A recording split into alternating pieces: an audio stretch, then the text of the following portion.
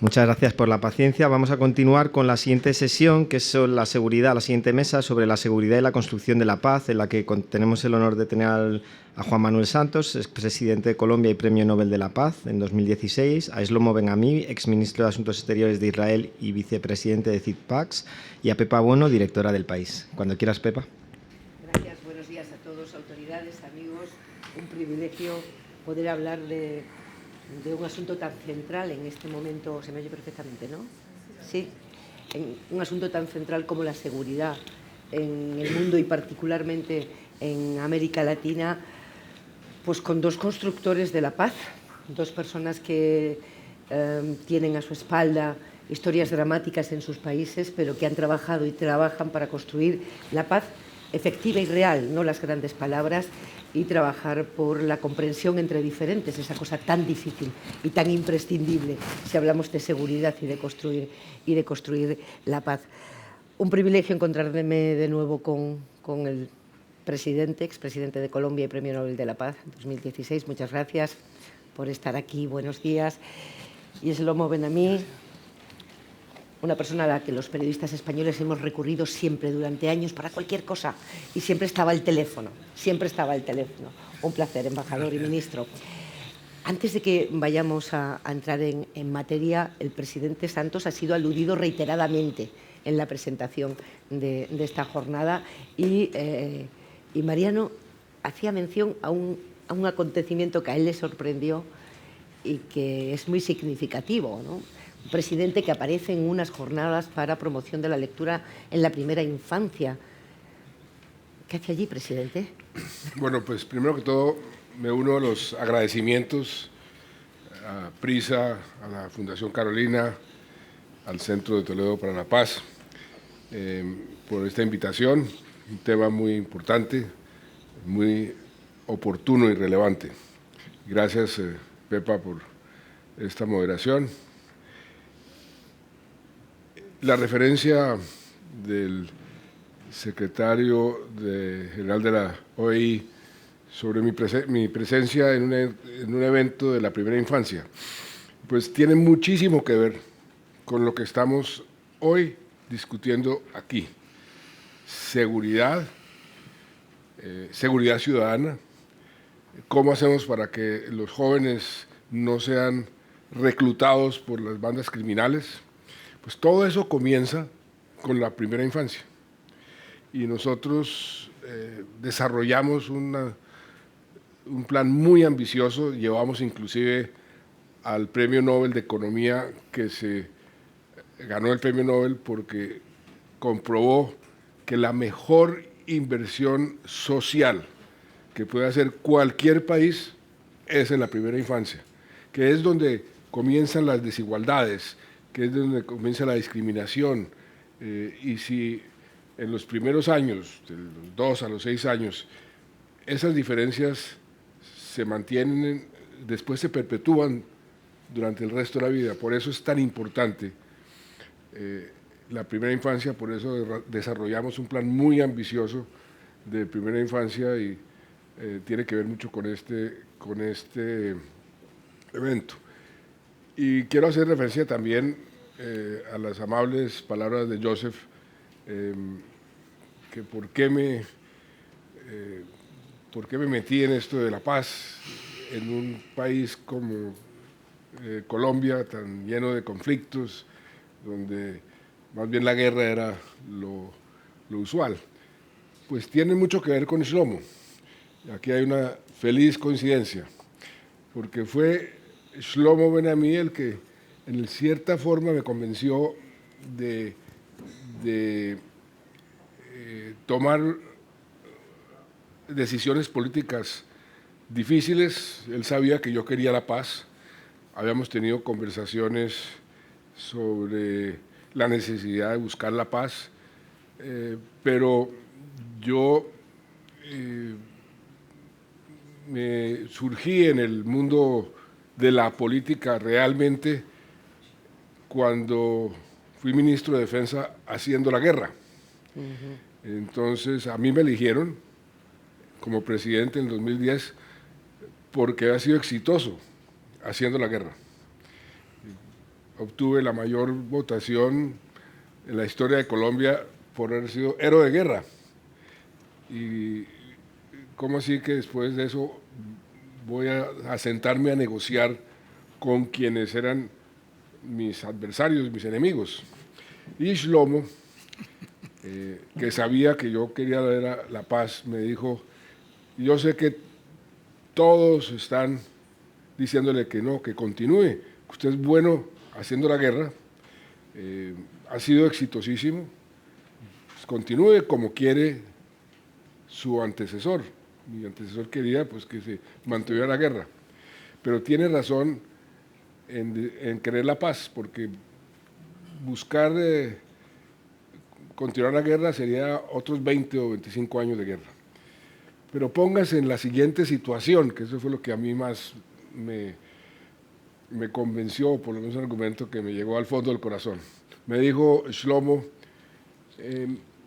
imagínese usted al frente de su tumba, ya cuando se vaya a morir, y mire para atrás y pregúntese, yo tuve la oportunidad de hacer la paz y no la hice porque quería mantener mi popularidad política, porque quería continuar siendo héroe de guerra. Y se pregunta cuántas vidas habría yo podido salvar si hubiera tomado el riesgo de apostarle a la paz.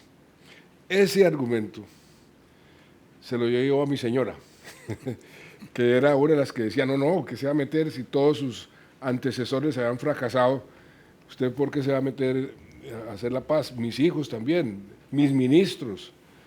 Pero ese argumento me convenció y ese fue uno de los motivos por los cuales yo tomé la decisión de dar ese paso, que además también Shlomo me advirtió: lo van a acusar de traidor, su capital político lo va a perder, va a ser muy difícil, pero vale la pena. Y valió la pena. Embajador, tenemos que mandarlo por el mundo a visitar a otros mandatarios en este momento de la historia. Empezando con el de Israel. Empezando por el de Israel. Sí. Vamos a enviarle a hacer una gira. El problema es que hace oídos sordos. Pero aquí tuvo un alumno aventajado, ¿eh? En el presidente Santos tuvo un alumno aventajado.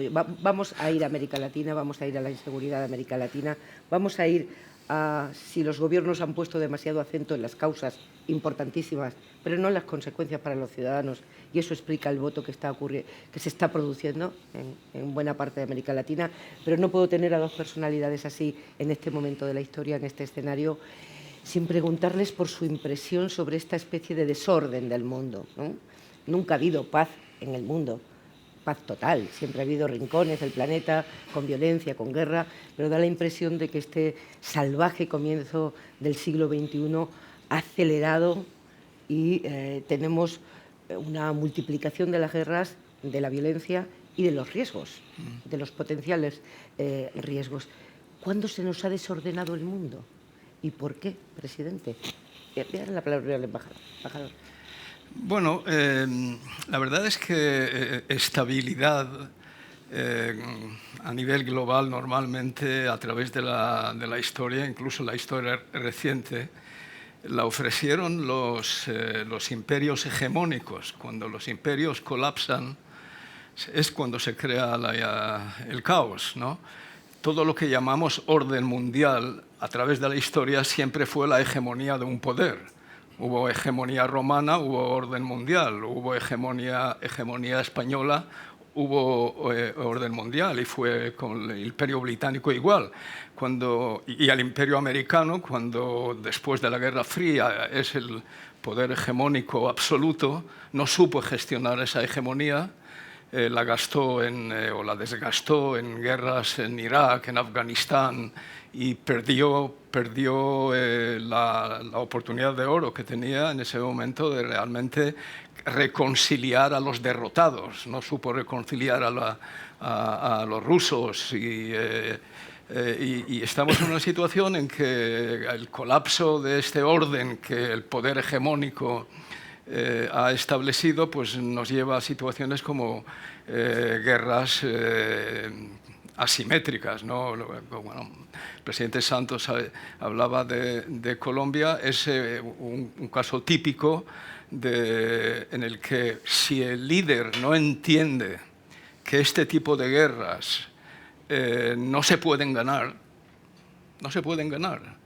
porque la naturaleza del campo de batalla ha cambiado de tal manera que la era de las victorias gloriosas ya no existe. Nadie gana guerras hoy, por lo tanto hay que intentar llegar a acuerdos, hay que intentar llegar a... y eso es lo que no entienden algunos de estos líderes, como en Israel el caso de Netanyahu, que habla de victoria total. Victoria total hubo entre Alemania y los europeos en una guerra clásica, pero en este tipo de guerras no. Y claro que se añade el hecho de que el sistema americano de globalización se ha derretido, está siendo desmantelado, porque la globalización, por una parte, introdujo a millones de personas al bienestar, pero también dejó muchísimos atrás, y abrió ese espacio del populismo radical, tanto de izquierdas como de derechas, en el que estamos sometidos hoy. Europa lo está teniendo. Pensábamos que se acabó la era de las guerras entre estados, porque de hecho no hemos visto guerras entre estados desde el fin de la Guerra Fría, pero de repente apareció Putin y vemos guerras entre estados, entre bloques, y otra vez el mundo vuelve a estar organizado según bloques. La ONU no tiene la capacidad de imponer su voluntad, está bloqueada. No puedes tomar una decisión que no se bloquee por la otra parte. De hecho, Estados Unidos salvó Europa de la catástrofe de los Balcanes inmediatamente después de la Guerra Fría, porque no lo hizo a través de la ONU, porque sabía si lo hace a través de la ONU va a estar bloqueada por los chinos y por los rusos. Hasta hoy Putin basa su agresión en Ucrania sobre eso de que los americanos hacen lo que les da la gana, cuando no les conviene, no lo hacen a través de la ONU, pero si lo hubieran hecho a través de la ONU no hubiera sido posible. O sea que la gobernanza global no existe. Y ahora apareció otro elemento nuevo, que es el sur global, que busca ubicarse en esta guerra o este choque de grandes bloques. Y normalmente, como ocurrió, hay que reconocer, como ocurrió con los países no alienados durante la Guerra Fría, que giraban más hacia la Unión Soviética, también los países del sur global pues giran más hacia China y Rusia. O sea que volvemos a la guerra de bloques, ¿no? Y esas guerras de bloques también producen guerras locales o conflictos de bloques, de proxies, ¿no? Los grandes no luchan entre ellos, pero sí utilizan a terceros. Irán es un imperio basado en el outsourcing. Irán en sí es inmune o guarda su inmunidad, pero luchan en nombre de Irán, pues Hezbollah, milicias aquí, milicias allá. Si no hubiera sido por lucha de proxies, por ejemplo, en la India y Pakistán, la India y Pakistán estarían hoy en una guerra, pero tienen sus propios proxies y es así la mejor manera de luchar. Así que el imperio no es una cosa mala. Los imperios nacen con violencia, pero tienen interés en estabilidad. La disuasión que existía entre la Unión Soviética y Estados Unidos daba cierta estabilidad. Cuando esto colapsa, pues cada uno va por su lado. El desorden del mundo, presidente. Pues lo que mencionaba Shlomo del poder unipolar y bien la competencia, eso ha sucedido a través de la historia. No es solamente después de la Segunda Guerra, sino mucho tiempo antes. Y lo que ha sucedido es que en lugar de aceptar esas realidades, que hay nuevos competidores, y de adecuarse a esa nueva realidad, y de administrar esa transición, en el caso, pues después de la Segunda Guerra, Estados Unidos es a evitar la competencia. Y hoy lo estamos viendo con China, con Rusia, ¿no? Viendo a ver cómo restringe la competencia, cosa que va a ser imposible. Y eso ha generado una situación que estamos viviendo muchas democracias dentro de nuestros países, pero también a nivel geopolítico internacional. Y es que dejan de entenderse, dejan de dialogar, dejan de tener la capacidad de hacer transacciones. Y entonces viene la polarización, y la polarización produce ineficacia.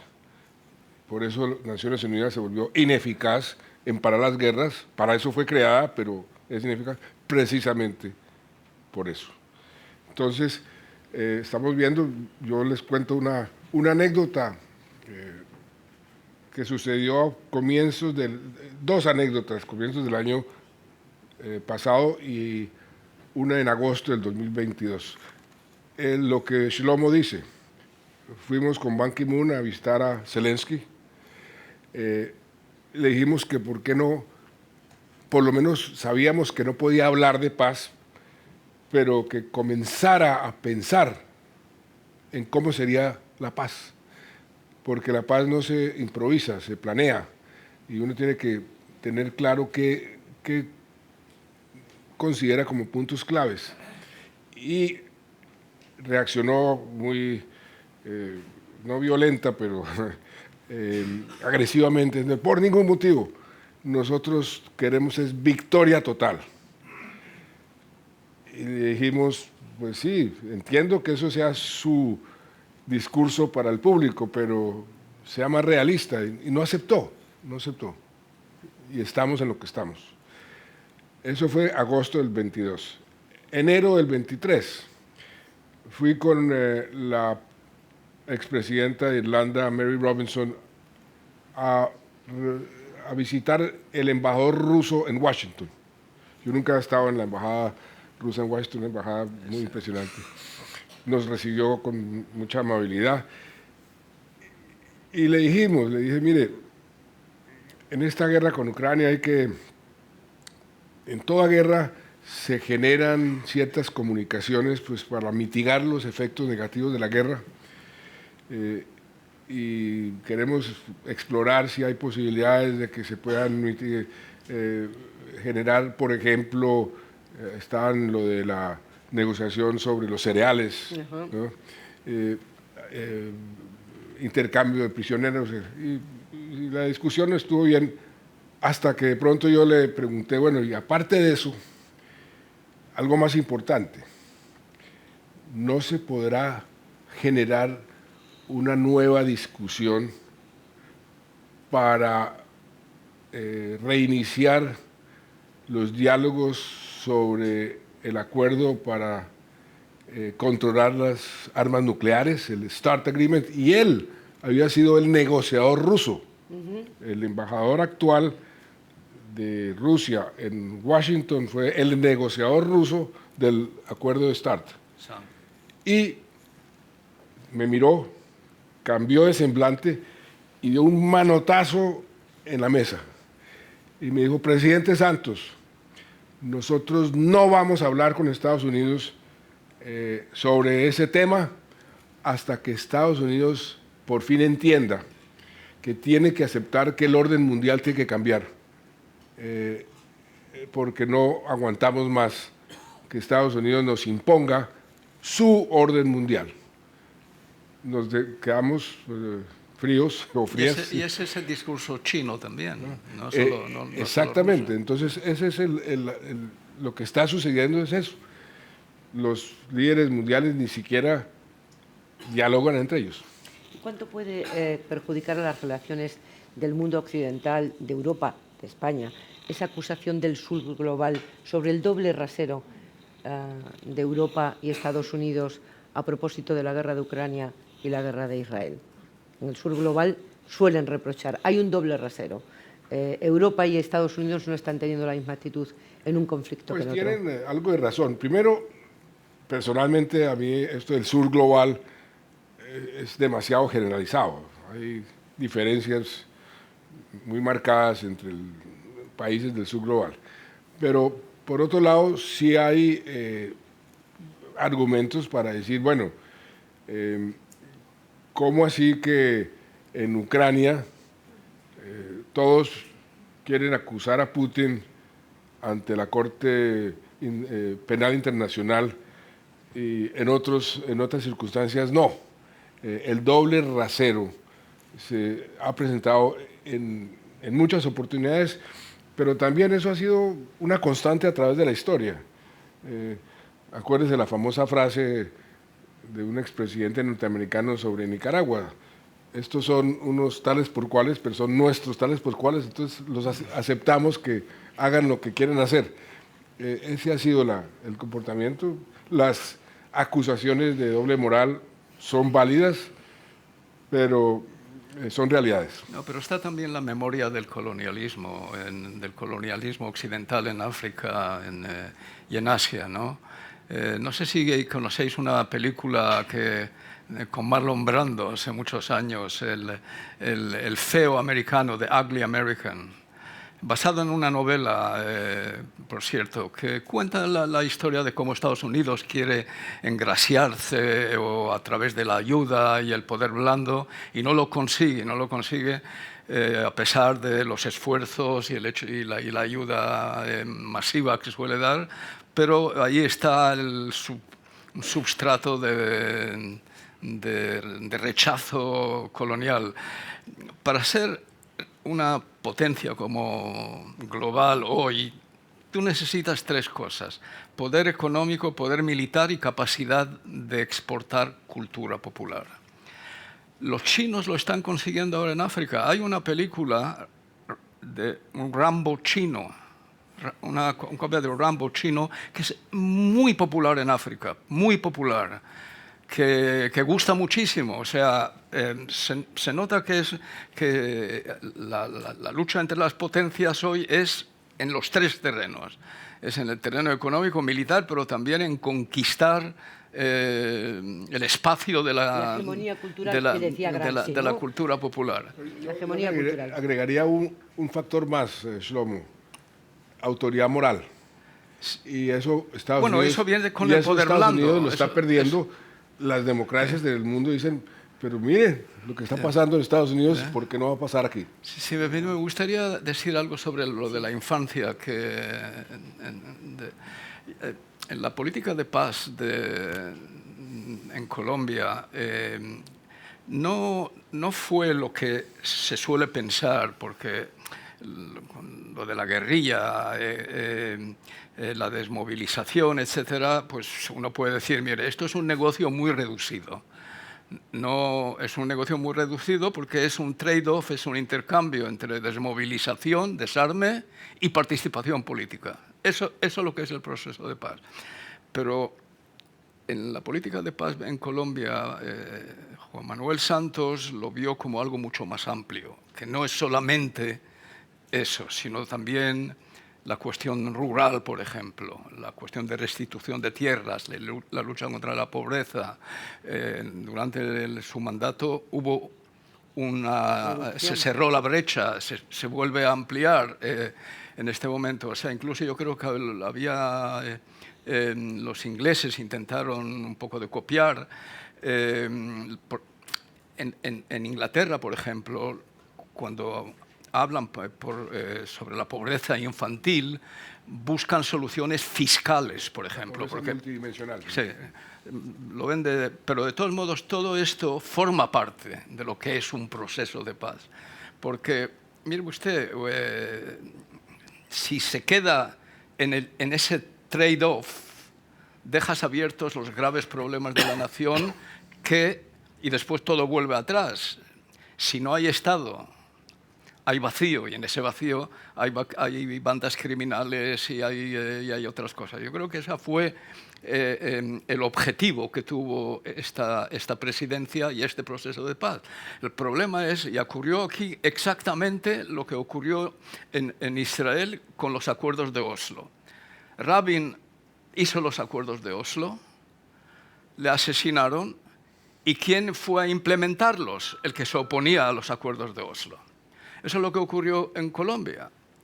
Hubo acuerdo de paz y los que tenían que seguir implementándolos fueron aquellos que hicieron campaña contra el proceso de paz. Claro, la solución no puede ser la perpetuación del poder sine die, pero ahí está el dilema. Hay algunos que están en eso ahora. Que están en eso ahora. Y es inevitable que ante este desconcierto del mundo, ante esta inseguridad, ante estos riesgos multiplicados, los electorados voten soluciones iliberales o soluciones autoritarias de nuevo. Eso es inevitable. Lo hemos visto tanto en la historia, hemos aprendido tanto que una creería que ustedes, que son los sabios, y los gobiernos saben cómo evitar que eso ocurra, porque ha pasado muchas veces en la historia, ¿no? Ante el desconcierto y el miedo se recurre a soluciones autoritarias. El domingo se vota en Francia, no sabemos qué pasará en noviembre en Estados Unidos, estamos rodeados de propuestas iliberales, cuando no autoritarias. Es inevitable, presidente. ¿Qué se puede hacer? Un constructor de la paz de largo recorrido como es usted, como lo que pretendió en Colombia, ¿qué se puede hacer? Esta discusión tiene muchas facetas. Por ejemplo, ¿se puede hacer la paz en medio de la guerra? ¿Se puede conciliar el respeto por los derechos humanos con una política de seguridad? Para mí, las respuestas a esos dos interrogantes es que sí, y lo hemos hecho. Shlomo conoce mejor que nadie, porque para los que no estén enterados, al comienzo del proceso de paz, yo decidí escoger unos personajes muy especiales como asesores personales míos en el proceso, que tuvieran mucha experiencia y conocimiento y sobre todo criterio. Entonces escogí gente muy diversa. El comandante general de las fuerzas revolucionarias de El Salvador, Joaquín Villalobos. El negociador principal de Tony Blair en los diálogos sobre Irlanda del Norte, Jonathan Powell, ¿no? y Shlomo, y también un profesor, un teórico de la negociación que se llamaba William Ury. No se imaginan lo útil que fue haberlos tenido, y Shlomo siempre con ideas muy provocativas y muy útiles. Una de ellas, que la habíamos discutido antes de que eso sucediera, es la idea de humanizar la guerra. Entonces, ¿cómo así que humanizar la guerra? Que había sido también un consejo que me dio un general, comandante general de las fuerzas militares de Colombia, general Valencia Tovar, cuando yo era ministro de Defensa. Me dijo: yo sé que usted en el fondo va a querer la paz, humanice esta guerra. ¿Y qué quiere decir humanizar? No trate a las FARC como sus enemigos, sino como sus adversarios. ¿Y cuál es la diferencia? Pues los enemigos usted los elimina, los adversarios usted los vence para poder convivir con ellos durante el resto de su vida. Trátelos como adversarios. Eso desató toda una política que desarrollamos en las fuerzas militares para enseñarles a las fuerzas militares y a la policía que el respeto por los derechos humanos inclusive de la contraparte, pero sobre todo de las comunidades, pero también de la contraparte, era lo que les iba a dar como la superioridad moral y una gran legitimidad, y que iban a tener el apoyo de las comunidades, que es fundamental en cualquier política de seguridad. Y así fue. Hicimos un ejercicio muy interesante y muy eficaz de transformar la cultura militar y policial, que es difícil porque son instituciones muy conservadoras.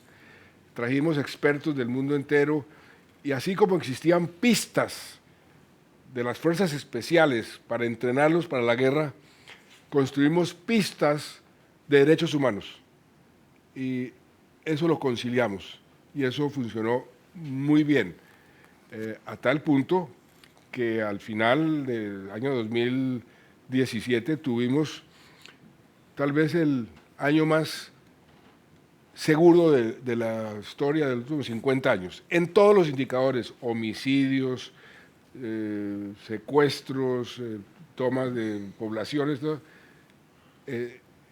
Pero respetando los derechos humanos.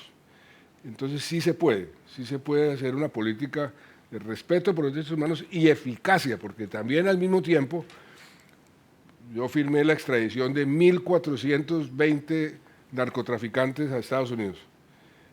Tuvimos una política de ir en contra de los carteles que manejaban el negocio, pero no en contra de las comunidades, que generalmente es lo que sucede.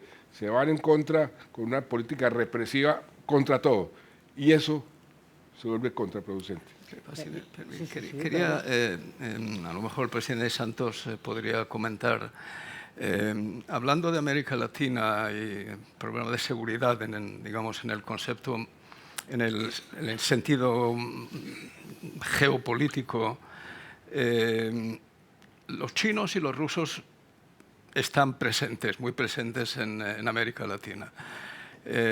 Claro, con sus propias agendas, no necesariamente con agendas locales, con las agendas que le pueden interesar al continente. El continente está dividido entre los que están más cercanos a Rusia y a China, y eso refleja, en mi opinión, una cosa que es bastante constante en la historia de América Latina. Es un continente con capacidades, con potencial extraordinario, paz entre las partes, porque no hay hoy guerras en América Latina. Es el único continente que tiene, por ejemplo, un acuerdo de desnuclearización, que no existe en Europa, que no existe, ya no digo en Asia, con 4 poderes nucleares en el este de Asia. Y en América Latina, pues hay, creo que se llama Tlelol, Emilio, ¿cómo se llama? Sí. Ese es un acuerdo que ya en los años 50 en América Latina se llegó. Pero no tiene América Latina un peso propio en el concierto de las naciones. Europa tiene una posición sobre Ucrania. Sobre Ucrania... Ahí vamos. No, pero bastante... mira lo que es el caso de España, sí. Lo que es España e Italia, que tienen un dilema de seguridad tremendo en el Mediterráneo y, no obstante, están aliados y con ayuda militar y económica y lo que sea necesario. O sea que Europa, en este caso, es un bloque. América Latina no ha sabido posicionarse como un bloque de naciones en las cuestiones globales y se convierten en los invitados de piedra de otros. Pero por eso tiene una razón. No tenemos guerras entre nosotros, pero infortunadamente yo nunca he visto América Latina tan desintegrada como ahora. La cooperación entre los países es cada vez menor. ¿Y por qué ocurre eso, presidente? Por la vanidad, la falta de visión de largo plazo de los líderes, estos insultos entre mandatarios que se dicen toda clase de cosas que son realmente insólitas, y eso es lo que significa que América Latina no tenga un peso específico. Es la famosa frase, América Latina es el continente del futuro. Pues seguiremos siendo el continente del futuro durante mucho tiempo. Hay un poeta español que dice, le llaman por venir porque no viene nunca. Exactamente. Entonces, eso sí hay que, si nosotros no nos integramos, si tenemos, por ejemplo, en materia de seguridad, con Chile creamos Ameripol, que es una especie de Europol. Si las policías de los países, con los sistemas judiciales, no generan una cooperación eficaz de información y de estrategias, el crimen multinacional, el crimen organizado es multinacional y va a seguir venciendo a los estados. Hoy, el tema número uno, el problema número uno, desde México hasta América Latina, es la seguridad y sobre todo el crecimiento del poder del crimen organizado, que en todos los países, inclusive en países que usualmente no tenían ese problema como Chile o Costa Rica, hoy lo tienen. Yo estuve en Chile hace un mes y es el tema número uno de preocupación. Que no lo era y ahora lo es. De preocupación, sí. El número uno. A pesar de que tiene una violencia mucho menor, por ejemplo, la de Colombia, pero en todas partes el crimen organizado está avanzando, porque tiene más capacidad, es más eficaz y más eficiente que los propios estados. El International Crisis Group publicó un estudio hace poco de cómo las mafias mexicanas están utilizando las redes sociales y ahora la inteligencia artificial para aumentar su efectividad. Los estados ni siquiera han comenzado a pensar en eso. Entonces, tenemos un problema muy serio de falta de capacidad de cooperar entre nosotros. Y ese es uno de los grandes retos de la región.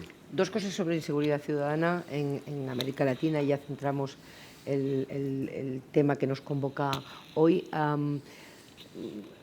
Algunos dirigentes progresistas de gobiernos autonómicos españoles y de gobiernos europeos me decían hace poco que los progresistas, los moderados, habían puesto mucho el acento durante mucho tiempo, y es imprescindible que se siga poniendo, lo decía Jabonero, o sea, si no vamos a las causas del crimen y a las causas de la violencia y a las estructuras que hacen posible que haya gente que no tenga otra salida, no arreglaremos nada, pero poco foco en las consecuencias sobre los ciudadanos. Poco foco en que no hay derecho fundamental que se pueda ejercer si te matan camino del trabajo o temes que te violen cuando sales por la noche. No sé quién lo decía en la mesa inicial, ¿no? Es prepolítico, tú necesitas la seguridad pública, que además la seguridad pública atiende a las clases populares, porque los demás tienen seguridad privada. Tú necesitas seguridad pública para ejercer cualquier derecho fundamental. Y se había puesto poco acento ahí, y eso había vuelto los ojos de los electorados a soluciones que no respetan los derechos humanos, como el buquelismo, por ejemplo. No sé qué opina, presidente. Salvador, Salvador, sí, el buquelismo. El buquelismo, ¿no? El concepto buquelismo. He visto que alguien ha propuesto a Bukele como Premio Nobel de la Paz. Sí. Sí, ¿no? Todo es posible. Todo es posible, todo es posible. Sí. No, bueno, o sea, ¿qué le decimos a quien padece la inseguridad ciudadana? ¿Qué le decimos a quien la padece? Le decimos que hay soluciones democráticas eficaces que garanticen ese derecho fundamental, tan fundamental como los otros, y que no tiene que votar a Bukele. No, yo creo que tiene que ver con la fragilidad de las instituciones. O sea, si las instituciones no son sólidas y el Estado está invertebrado, pues vienen ese tipo de soluciones de mano dura, que no respetan derechos humanos y que no respetan normas elementales. O sea, que ese es el caso de Salvador, que, en fin, no ha superado todavía el post-conflicto en el país, ¿no? Que han sido elegidos líderes de los tiempos de la guerra civil, y en este caso un líder que sí, que piensa que esa es la única manera, meter medio país a la cárcel y así crear disuasión. A lo mejor consigue paz, entre comillas, pero no, lo que preocupa, tendrá medio país. Lo que preocupa ahora es que consigue votos. No, mira, eso es algo que no sé si conocéis, seguro que conocéis un libro que escribió Erich Fromm, Huida de la libertad, ¿no? Que cuando personas normales, tienen que elegir entre libertad o seguridad, eligen seguridad. Y eso él lo escribió en torno a la llegada de Hitler al poder, cómo se explica el fenómeno de Hitler. Bueno, mutatis mutandis, eso es lo que está ocurriendo con personas de mano dura. Ellos entienden que en una situación de caos, cuando las instituciones no dan soluciones, pues yo lo hago a mi manera y así tendré también apoyo y seguridad, ¿no? Porque la gente prefiere seguridad a la libertad. Pero es que no son excluyentes. Y lo que yo pienso con vehemencia es que no puede haber libertad sin seguridad y no puede haber seguridad sin libertad. Entonces, no acepto o no se debe aceptar la tesis de que la libertad se debe sacrificar a expensas de la seguridad, porque se puede tener seguridad con libertad. Hay ejemplos en muchos países, ejemplos en mi país, que yo les mencionaba humanizar la guerra, pero es que también se humanizó la guerra contra el narcotráfico. Por ejemplo, el tema de las drogas, que es una de las semillas del crimen organizado, porque ya no son narcotraficantes, son también empresarios con minería ilegal, trata de personas, extorsión, control territorial, se han vuelto mafias mucho más sofisticadas, pero el origen de muchos de estos carteles, estos grupos criminales, fue el narcotráfico. La discusión sobre qué hacer con el narcotráfico. La mano dura dice prohibir todo. Pues es completamente contraproducente. ¿Cuántos presos en las cárceles que ahora están delinquiendo en América Latina, en Estados Unidos, en Europa, en África, están presos por crímenes o delitos relacionados con el narcotráfico no violentos, la inmensa mayoría? Entonces, eso es producto de esa moción de la mano dura, que políticamente es muy atractiva en corto plazo, pero que es totalmente contraproducente en el largo plazo. No hay solución perfecta, no hay, pero sí se puede hacer una política de seguridad efectiva, respetando los derechos humanos y respetando las libertades. Por eso, pues, es muy preocupante, uno lo entiende, lo que Shlomo decía de Erich Fromm, el fenómeno de Bukele, etcétera. Pero eso a la larga, para la sociedad, es totalmente contraproducente. Pero en el tema de la droga, América Latina ha estado sujeta a lo largo de los años a las condiciones en Estados Unidos. Realmente el problema, más que la América Latina, es Estados Unidos. Estados Unidos, a lo largo de los años, es el consumidor mayor. Ha exportado sus conocimientos militares, su capacidad militar a América Latina, no porque le interesaba la seguridad de América Latina, tengo que decirlo.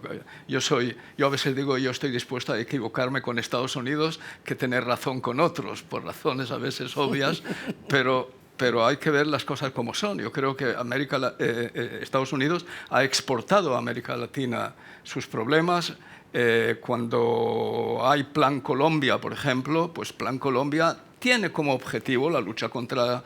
No es lo que al final tú habías hecho como ministro de Defensa. La idea estaba centrada en la lucha contra el narcotráfico porque eso afecta a Estados Unidos. Incluso uno puede decir que ha exportado guerras civiles a América Latina porque no es capaz de controlar el consumo en su propio territorio.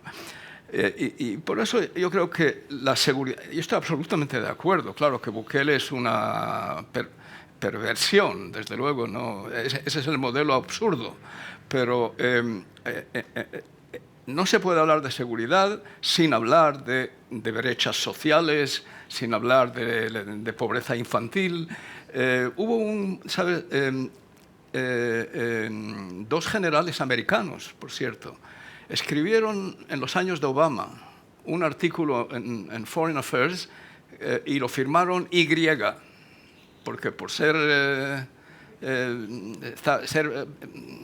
generales en función no podían firmar su nombre. Y ahí explicaban cuál tiene que ser la nueva estrategia de Estados Unidos. Y ponían, bueno, la nueva estrategia de Estados Unidos tiene que ser carreteras, educación a los jóvenes, crear infraestructuras más modernas, porque las infraestructuras americanas a veces parecen ser del tercer mundo. Las empezó Roosevelt en los años del New Deal y desde entonces... ¿Y por qué firmaron Y? No sé si sabéis que había otro artículo firmado X de George Kennan. George Kennan había firmado X y era toda la estrategia que ellos habían puesto para luchar contra la Unión Soviética.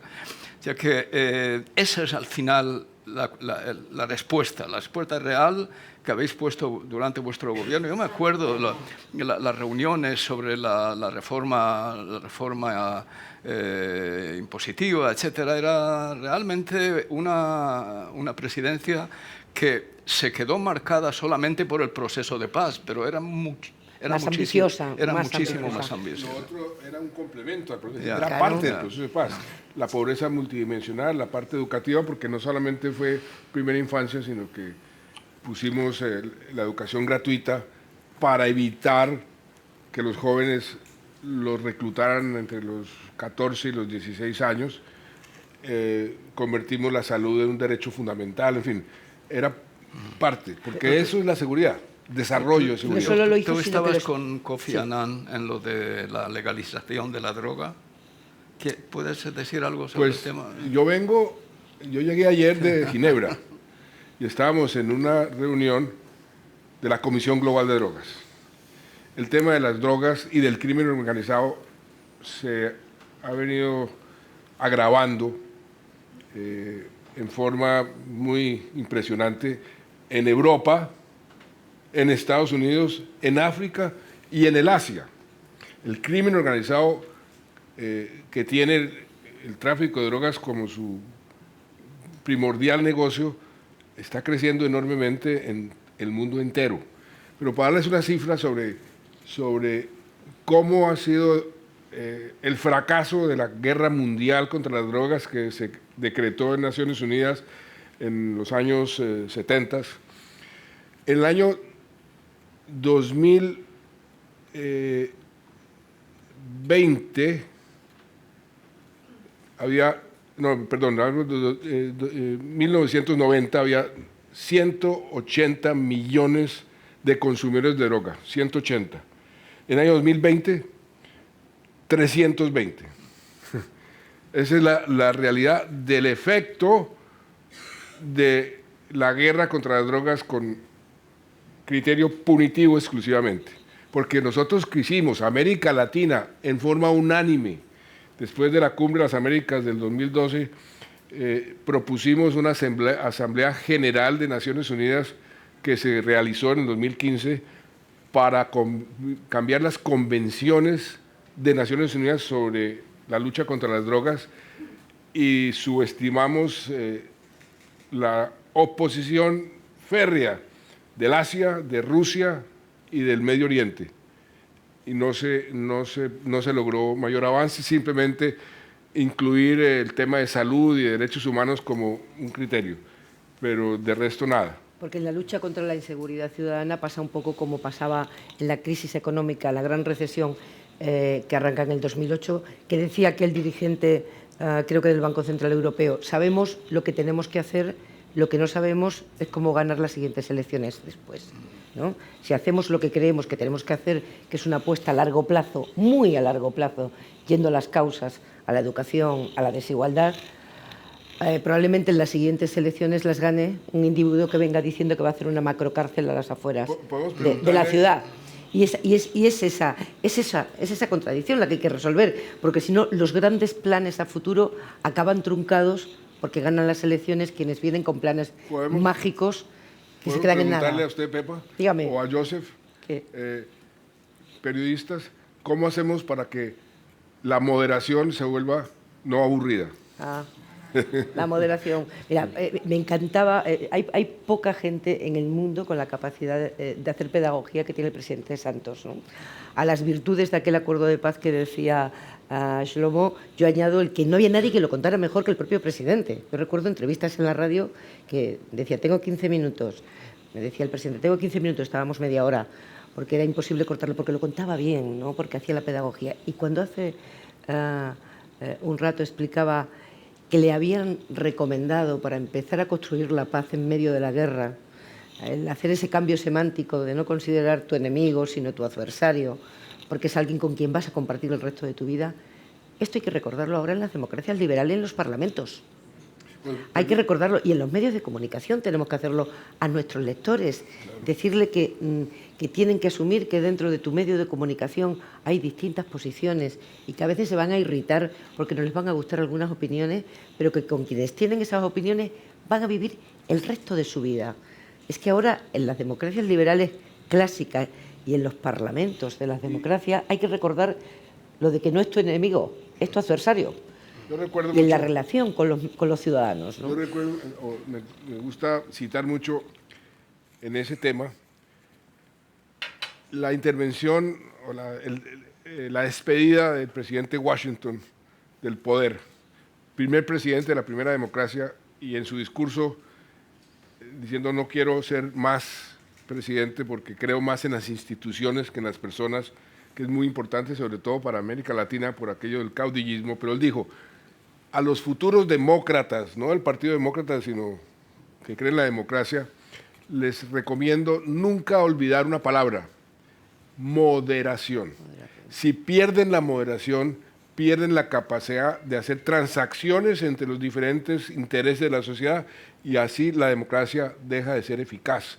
Y es lo que nos está pasando 250 años más tarde. En la búsqueda de paz y estabilidad, el liderazgo suele ser más complicado que en tiempos de guerra, porque cuando vas a la guerra normalmente sueles tener la nación unida detrás del líder, ¿no? Porque hay un enemigo común, pero cuando vas a un acuerdo de paz, inevitablemente divides a la nación en dos. Y, por lo tanto, un liderazgo en tiempos de paz suele ser mucho más complicado. La guerra es más fácil, entre comillas, para unir a la nación contra el enemigo. Claro. Y, por lo tanto, eso es lo que lo convierte en aún más difícil cuando en la otra parte puede existir un enemigo, en este caso en Colombia, que no tiene esas consideraciones. No tiene elecciones, no tiene opinión pública, etcétera, ¿no? Y la asimetría no está solo en la fuerza, sino también en el hecho de que aquí tienes un gobierno democrático que tiene calendarios electorales, elecciones municipales, generales, regionales, etcétera, y opinión pública y oposición parlamentaria, etcétera. Y eso sí, es más... y por lo tanto, y es la razón, hablabas de Zelensky, todos los que han hecho la paz, todos, no todos, pero algunos acabaron asesinados. En el Medio Oriente asesinaron al bisabuelo del actual rey de Jordania, el abuelo cuando intentó hacer la paz en 1952. Asesinaron a Sadat cuando hizo la paz con los israelíes. Asesinaron a Rabin. Yo me acuerdo cuando yo estaba en las negociaciones en la cumbre en Estados Unidos con el presidente Clinton y Arafat, cada vez que el presidente Clinton le proponía una propuesta a Arafat le contestaba, ¿quiere usted venir a mi funeral, no? O sea, que si yo acepto esta propuesta, pues acabo asesinado. Y yo creo que Zelensky teme también, no es la razón por la que insiste en la victoria total, cosa que no es realista. Desde el principio yo escribo una columna mensual en Project Syndicate, que es un sindicato de autores muy, muy progresistas, y fui la derecha radical desde el primer momento, pensando que, claro, que merece la victoria Ucrania, pero que no lo va a tener.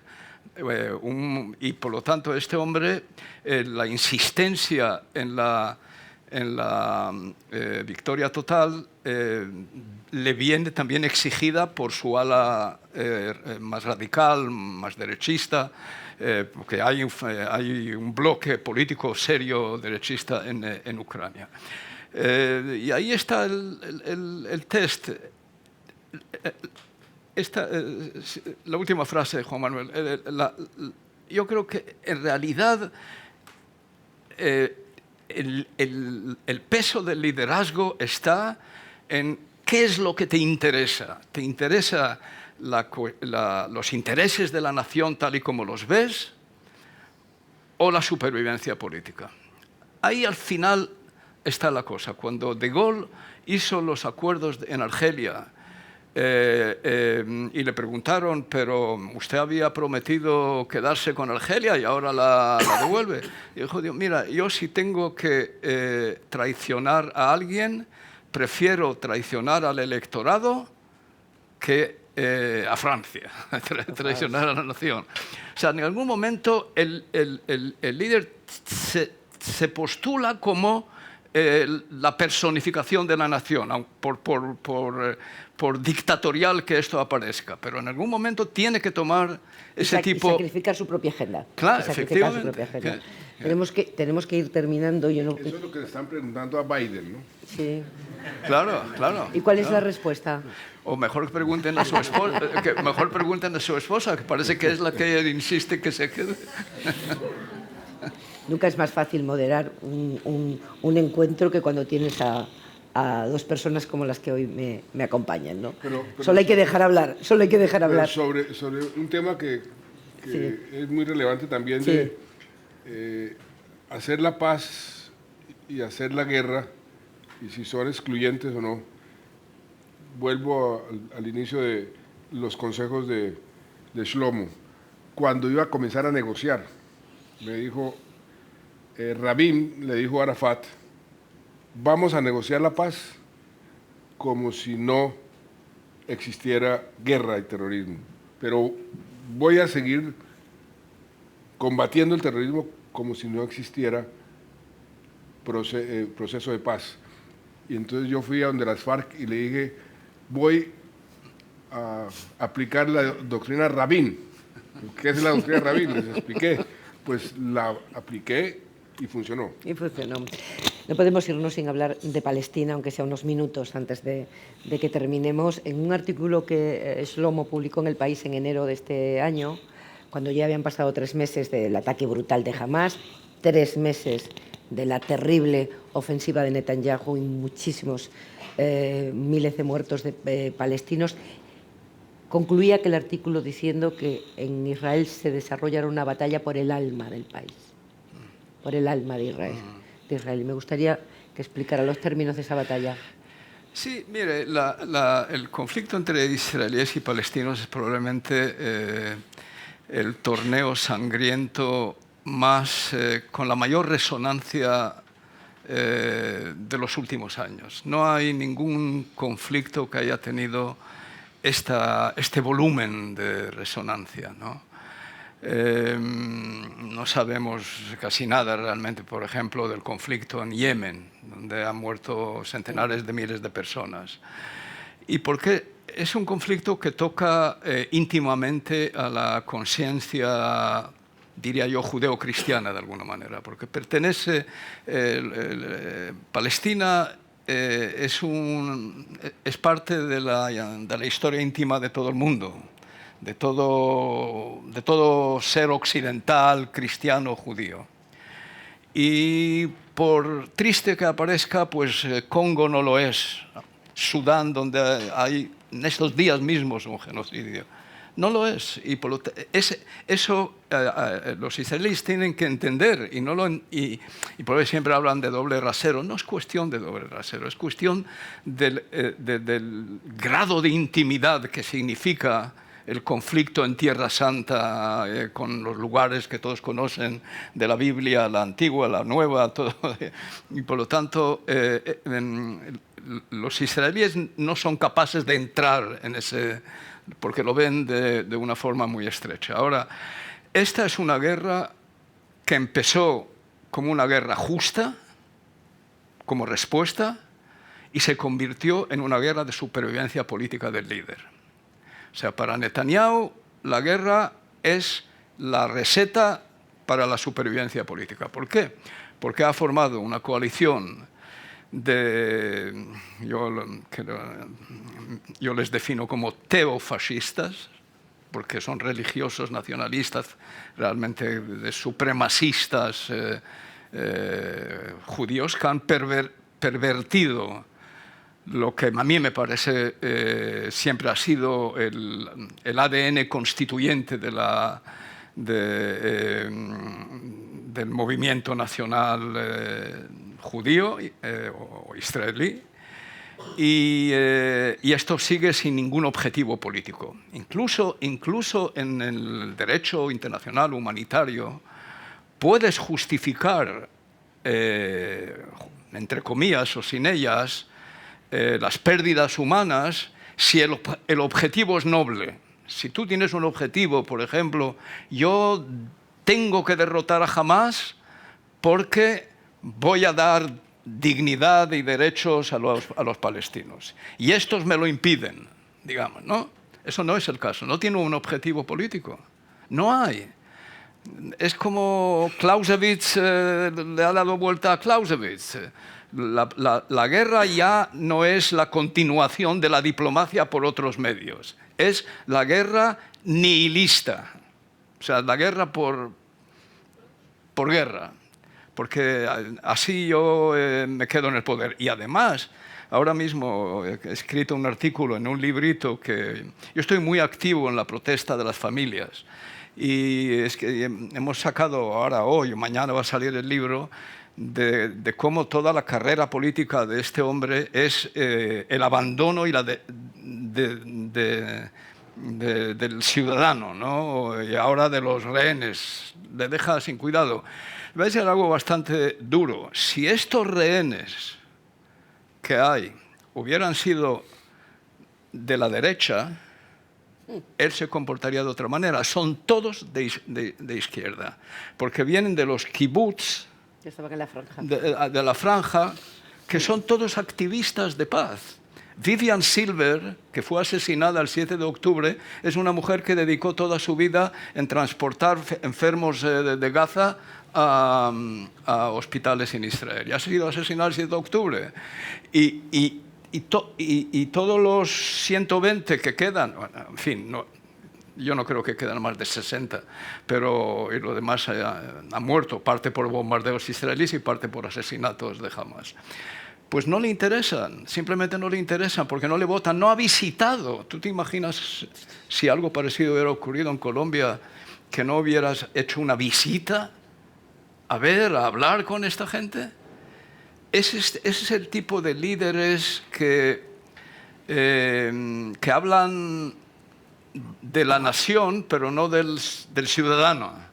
Es muy fascista, es muy del fascismo. Hablas siempre hay un enemigo contra quien hay que luchar, porque tienes que movilizar a la nación detrás de ti. ¿Cuál fue el enemigo? Irán. Pero este hombre dedicó toda su vida a combatir la bomba iraní.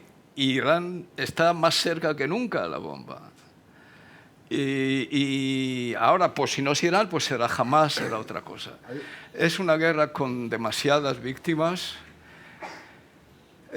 Yo no creo en la cuestión de genocidio, francamente. Yo creo que hay un artículo muy largo que escribí ahora sobre una masacre en Damasco en el 1860, un libro que publicó un profesor de la Universidad de Oxford, y eso, un debate sobre la definición de genocidio, que es lo que él llamaba genocidal moment, cuando se crea un momento de genocidio.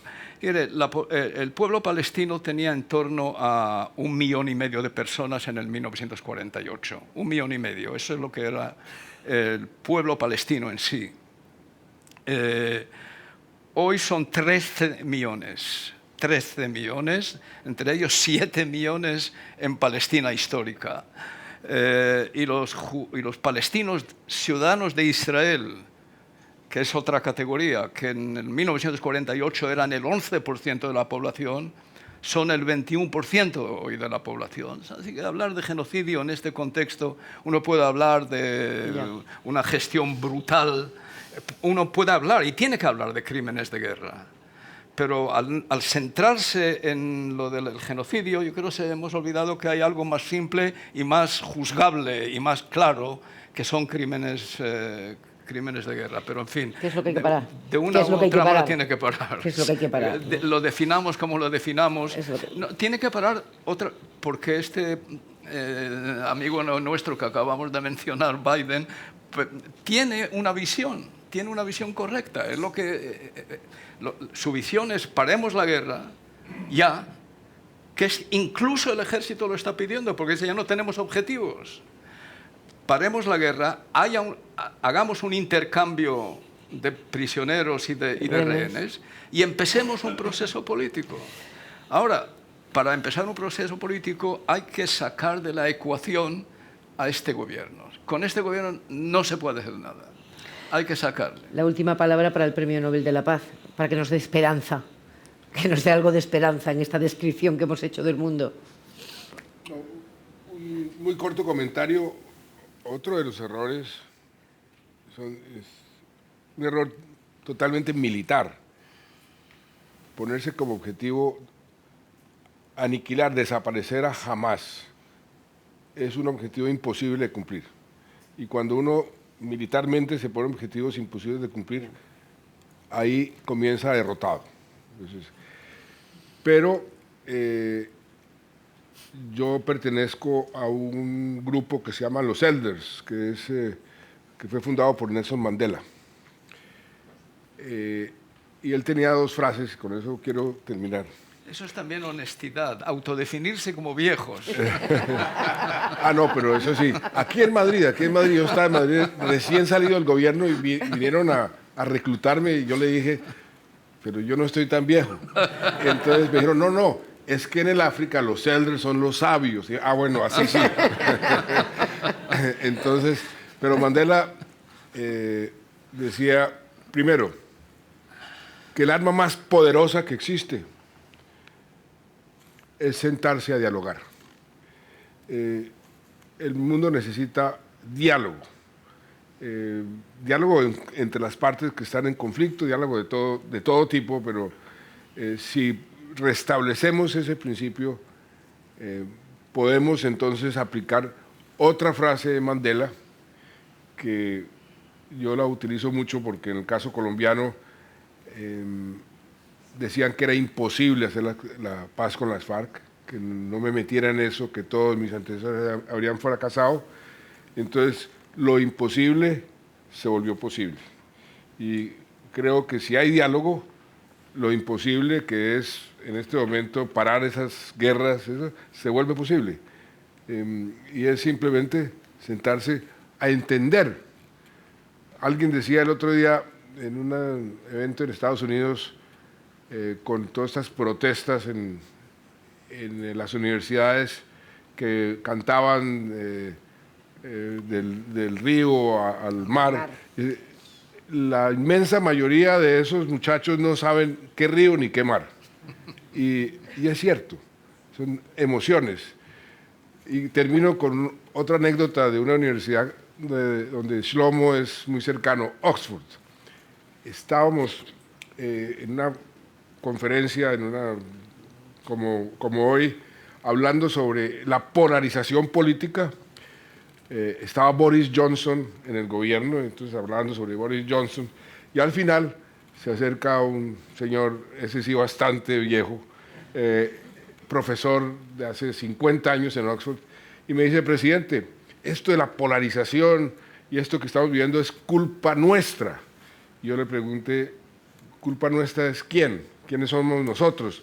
Esta Universidad de Oxford.